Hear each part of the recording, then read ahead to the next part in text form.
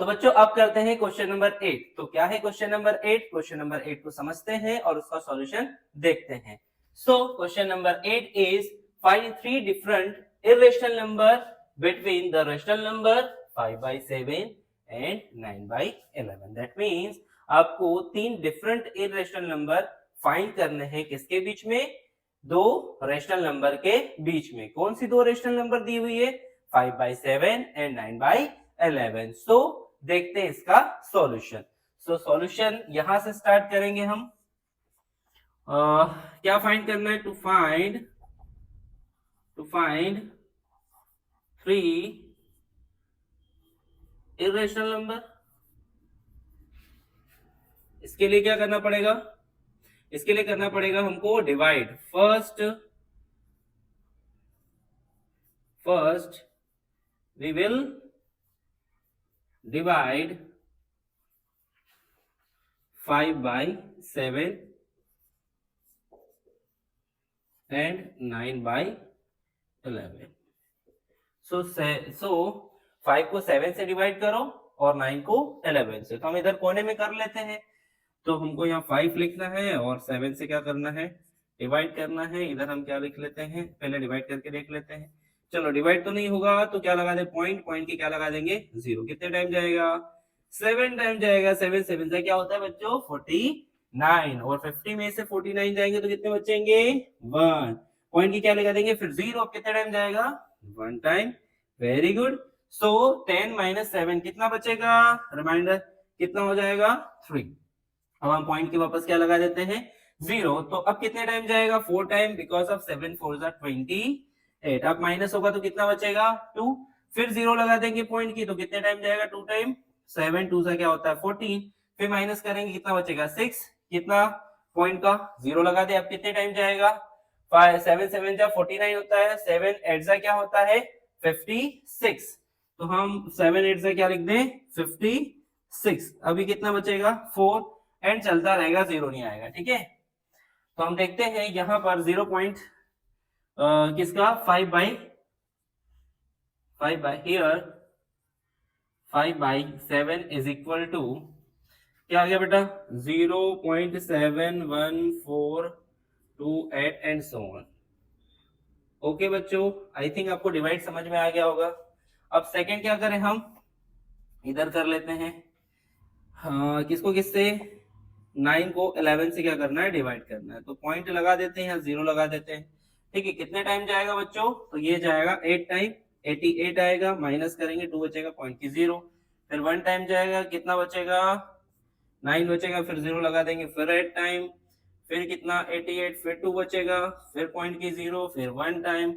And चलता रहेगा ऐसा ही इधर भी। ठीक है, तो हम यहाँ पर लिख सकते हैं। थोड़ा जगह सही कर लेते हैं, सेडन से लिख लेते हैं। सो 5 जगह कम है थोड़ी सी बच्चों, तो लिखने में प्रॉब्लम जा रही है, लेकिन कोई ना, आपके लिए सब कर लेंगे। सो 5/7 को ये लिख सकते हैं और 9/11 को क्या लिख सकते हैं? 0.8181 एंड सो हम बोल सकते हैं कि जो तीन इरेशनल नंबर आएगी इन दोनों के बीच में आएगी। हम लिख लें यहां पर, that means the three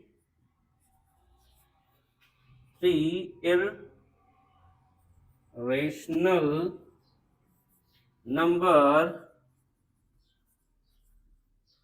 will lie between these numbers। बात समझ में आ रही है बेटा? ये 5/7 है और ये क्या है? 9/11। तो इनके बीच में ही तीन इरेशनल नंबर मिलेगी अपने को। सो हम लिख लेते हैं between 0.71428 and dot dot dot and 0.8181 and so on। So I hope आपको समझ में आ गया यहाँ तक। ठीक है, अब हम लिखते हैं also the irrational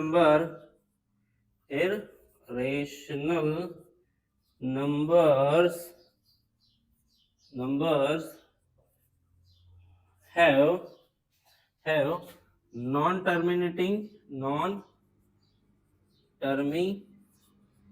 netting and non recurring decimal expansion, decimal expansion. So therefore the three required irrational number.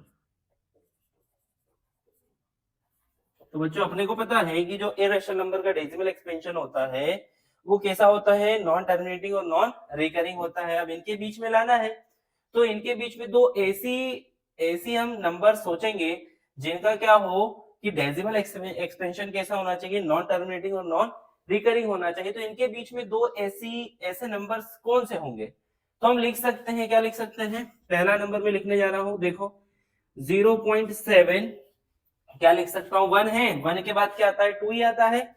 सो 2 0 7 2 0 0 7 2 0 0। देखो कोई सा ब्लॉक रिपीट हो रहा है क्या नहीं हो रहा है, और ये चल भी रहा है।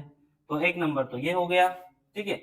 दूसरा नंबर क्या आ जाएगा, हम और लिख सकते हैं 7 3 को लिख सकते हैं 0.753 है ना, 3 0 7 5 3 0 0 7 5 3 0 0 एंड सो ऑन। देखो कोई सा भी ब्लॉक रिपीट नहीं हो रहा है। ये दूसरा नंबर हो गया। तीसरा नंबर 0.80 8 0 0 8 0 0 8 8 0 0 0 0 एंड सो ऑन। सो यहाँ पर देख रहे हो ये नंबर्स इन दोनों के बीच में है, बीच में है कि नहीं, 7 2 7 2 7 1 और 8 1 के बीच में ही है, 7 5 इनके बीच में ही है, 8 0 इनके बीच में ही है। और ये कैसे नंबर है, ये देखो नॉन टर्मिनेटिंग है, हाँ जी नॉन टर्मिनेटिंग है। और कैसे है, नॉन रिकरिंग है, देखो कोई ब्लॉक रिपीट हो रहा है नहीं हो रहा है। इसका मतलब ये क्या हो गए, इरेशनल नंबर हो गए। और इरेशनल नंबर किनके बीच में है, 5/7 और 9/11 के बीच में। सो आई होप बच्चों आपको ये क्वेश्चन समझ में आ गया है। अगर आ गया है सो इस वीडियो को लाइक करें, दोस्तों के साथ शेयर करें और चैनल को सब्सक्राइब जरूर कर ले, और कमेंट बॉक्स में अच्छे अच्छे कमेंट करें जिससे हमको भी एक पॉजिटिव एनर्जी मिले और आपके लिए और भी अच्छे अच्छे वीडियो अपलोड करते रहे। Thank you very much for this watching video.